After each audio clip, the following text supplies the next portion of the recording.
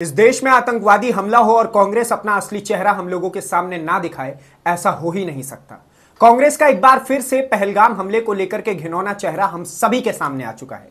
दरअसल प्रियंका गांधी वाड्रा के जो पति हैं रॉबर्ट वाड्रा, उन्होंने पहलगाम हमले को लेकर के एएनआई के ऊपर एक बाइट दी और उन्होंने उसमें कहा कि ये जो भारतीय सरकार है, इस वक्त जो भारतीय जनता पार्टी की जो सरकार है, इसने हिंदुओं को इतना बढ़ावा दे दिया है कि जो माइनॉरिटी कम्युनिटी है, फॉर एग्जांपल जो मुस्लिम्स हैं, वो बहुत ज्यादा डरे हुए हैं, परेशान हैं। इस कारण वो लोग हिंदुओं के ऊपर इस प्रकार से हमले कर रहे हैं। तो अब मैं सवाल ये खड़ा करना चाहता हूं कि आपका जब दादी सास का कार्यकाल हुआ करता था या फिर डॉक्टर मनमोहन सिंह, पीवी नरसिम्हा राव, इन सभी के इस कार्यकाल के समय में तो मुसलमानों को बढ़ावा दिया गया था। ऐसे ऐसे एक्ट लाए गए थे जिस कारण मुसलमान बहुत ज्यादा पावरफुल हो गए थे।